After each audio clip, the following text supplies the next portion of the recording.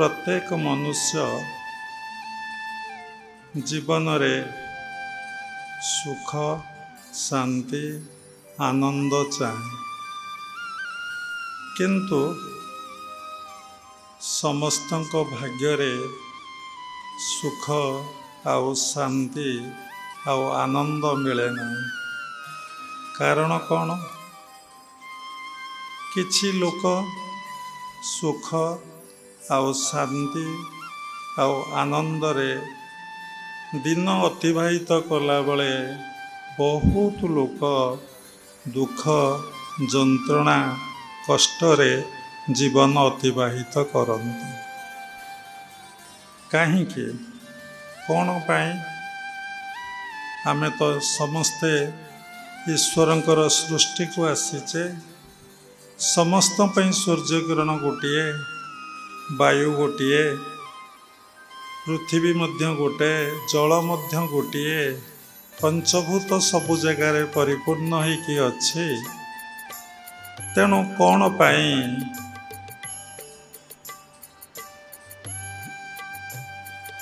कौन पाई जन को सुख शांति आनंद मिलला बेले आउ जनक पाई कहीं दुख जंत्रणा कष्ट मिले? समस्ते व्यतिव्यस्त ही पड़ती। केमिति सुख मिलिबो, केमिति शांति मिलिबो, केमिति आनंद मिलिबो? ईश्वर कथा समस्ते भूली जाते। ये सृष्टिर स्रष्टा कथा भूली जाते। केही मन पकाती नहीं जे मु आसीबा पूर्वरु बा धरा पृष्ठ को आसीबा पूर्वरु सतरे कौन ये पृथ्वी थिला, सतरे कौन ये जल थिला, सतरे कौन ये अग्नि थिला, सतरे कौन वायु थिला, सतरे कौन ये आकाश थिला, सतरे कौन ये समुद्र थिला, ये पहाड़ पर्वत नदी झरणा कौन सतरे थिला? कहा मनरे प्रश्न उठे ना। सतरे कौन ये अनंत आकाश जे सबुठारे परिव्याप्त ही रही, अगणित नक्षत्र आउ ग्रह उपग्रह रे परिपूर्ण, सतरे कौन ये सबु थिला? मनीष भाभी पारे ना। मनीष चिंतारे सड़ी जाए। देखंतु गोटे घरे अनेक अलिया रहिले घर को जदि सफा न कर दिया जाए, घरे जदि अलिया रहे, घरटा कि दुर्गंध है, केते असना लगे, केते अपरिष्कार लगे। जेतबले से घरू समस्त अलिया को बाहर कर दिया जाए, घर को सफा कर दिया जाए, घर को परिष्कार परिच्छन्न कर दिया जाए, घरटा केते भल लगे।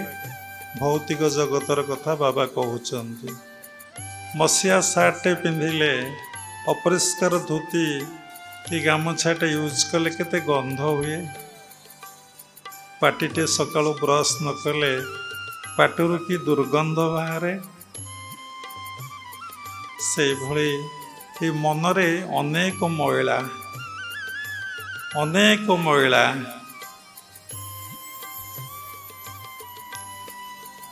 कौन महिला अच्छे ना? हिंसा, देश, राग, काम, क्रोध, लोभ, मोह, मद, माश्चर्य, परसी कातरता, घृणा, निंदा, समालोचना, पर्यालोचना, आलोचना, किति कौन गंध ए मन भितर अच्छी। मन केमती गंध होची? मन कौन भल लगुचे? चिंता करी देखंतु। निज मनटा शुद्धि, निज मनटा पवित्र, निज मन कौन निर्मल, निज मनरे जो अलिया अच्छी, जो आवर्जना अच्छी, आमे ताकू कौन सफा करुचे? जदि सफा न करिबा ଘରେ ଅଳିଆ ରହିଲେ ଯେମିତି ଗନ୍ଧ ହୁଏ, ବାସନା ବାସେ ନାହିଁ, ସେ ଘରେ ରହିବାକୁ କେହି ପସନ୍ଦ କରନ୍ତି ନାହିଁ। ଯିଏ ସେ ଘରକୁ ଯାଆନ୍ତି ଦୁର୍ଗନ୍ଧ ଦୁର୍ଗନ୍ଧ କହି ବାହାରି ପଳାନ୍ତି। ସେଇଭଳି ଯେତେବେଳେ ଆମ ମନରେ ଏ ଅଳିଆ ରହିବ, ଏଇ ନକାରାତ୍ମକ ଚିନ୍ତାଧାରା ରହିବ, ତେଣୁ ଆମ ପାଖକୁ କିଏ ଆସିବ? ଆମକୁ ତ ଶାନ୍ତି ଲାଗିବ ନାହିଁ, ଆମକୁ ତ ଆନନ୍ଦ ଲାଗିବ ନାହିଁ, ଆମକୁ ତ ଭଲ ଲାଗିବ ନାହିଁ। ଆମ ପାଖକୁ ଆସିବ କିଏ? ଆମ କଥା ଶୁଣିବ କିଏ? ଆମେ କିଏ ଆସନ୍ତୁ କିଏ ନ ଆସନ୍ତୁ ସେଥିରେ କିଛି ଯାଏ ଆସେ ନାହିଁ। ଆମ ଘରେ ତ ମୋ ଘରେ ତ ମୁଁ ରହିବି ନା। ଯଦି ମୋ ଘରକୁ ମୁଁ ସଫା ନ କଲି ମୋ ଘରେ କ'ଣ ମୁଁ ରହିପାରିବି? ସେଇଭଳି ମୋ ମନର ଅଳିଆକୁ ଯଦି ମୁଁ ସଫା ନ କରେ ତାହେଲେ ମୁଁ ସୁଖ, ପ୍ରିଲିମିନାରୀ ଷ୍ଟେଜ୍ ସୁଖ, ତାପରେ ଶାନ୍ତି, ତାପରେ ଆନନ୍ଦ, ଆନନ୍ଦ ପରେ ପୁଣି ଅଛି ବ୍ରହ୍ମାନନ୍ଦ, ତାପରେ ଶୂନ୍ୟ, ତାପରେ ମହାଶୂନ୍ୟ। ଉଚ୍ଚ କୋଟିର ସାଧିକା ସାଧକମାନେ ବୁଝିପାରିବେ ଶୂନ୍ୟ କ'ଣ, ମହାଶୂନ୍ୟ କ'ଣ। ତେଣୁ ଏ ମନର ମଳି, ଏ ମନର ମଇଳା, ଏ ମନର ଆବର୍ଜନାକୁ ସଫା କରିବା ପାଇଁ ଆମେ ଧ୍ୟାନ କେନ୍ଦ୍ରରେ ସତ୍ସଙ୍ଗର ଆୟୋଜନ କରିଛେ। ଯଦି ଆପଣମାନେ ସବୁବେଳେ ସତ୍ସଙ୍ଗରେ ଆଶ୍ରୟ ନେବେ ଆଉ ସତ୍ସଙ୍ଗକୁ ଆସିବେ, ସତ୍ସଙ୍ଗରେ ଯାହା ବାବା କହିଲେ ତାକୁ ମନ ଦେଇ ଶୁଣିବେ, ଚିନ୍ତନ କରିବେ, ଜୀବନରେ କାର୍ଯ୍ୟକାରୀ କରିବା ପାଇଁ ଚେଷ୍ଟା କରିବେ।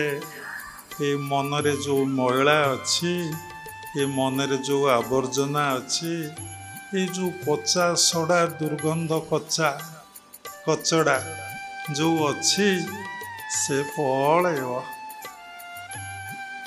ଏତେ ଶାନ୍ତି ଲାଗିବ, ଏତେ ସୁଖ ଲାଗିବ, କେତେ ଆନନ୍ଦ ଲାଗିବ। ତେଣୁ ମନର ଯେଉଁ ମଇଳା ସଫା ହେବ ସତ୍ସଙ୍ଗ ଦ୍ୱାରା, ସାଧୁସଙ୍ଗ ଦ୍ୱାରା, ସାଧନା ଦ୍ୱାରା। ତେଣୁ ଆମେ ସତ୍ସଙ୍ଗର ଆଶ୍ରୟ ନେଲେ ଆମେ ଅନେକ କଥା ଶିଖିବାକୁ ପାଇବା। ସେହି ସବୁ କଥାକୁ ଜୀବନରେ ୱାର୍କଆଉଟ୍ କଲେ ଆମର ସାଧନା ଜୀବନ ଆରମ୍ଭ ହୋଇଯିବ। ସାଧନା କଲେ ନିଶ୍ଚିନ୍ତ ଭାବରେ ଆମ ମନ ସଫା ହୋଇଯିବ, ପରିଷ୍କାର ହୋଇଯିବ। ମନରୁ ଆଉ କୌଣସି ଦୁର୍ଗନ୍ଧ ବାହାରିବ ନାହିଁ। ତେଣୁ ଜଣେ ଲୋକ ସୁଖ ଭୋଗୁଛି, ଶାନ୍ତି ଭୋଗୁଛି, ଆନନ୍ଦ ଭୋଗୁଛି, ଆଉ ଜଣେ ଦୁଃଖ, ଯନ୍ତ୍ରଣା, କଷ୍ଟ ଭୋଗୁଛି। କାହିଁକି ନା ଯାହା ମନ ଯେତେ ସଫା, ଯେତେ ପରିଷ୍କାର, ଯେତେ ପରିଚ୍ଛନ୍ନ, ସିଏ ସେତେ ସୁଖ ଭୋଗେ, ସିଏ ସେତେ ଶାନ୍ତି ପାଏ, ସିଏ ସେତେ ଆନନ୍ଦ ପାଏ।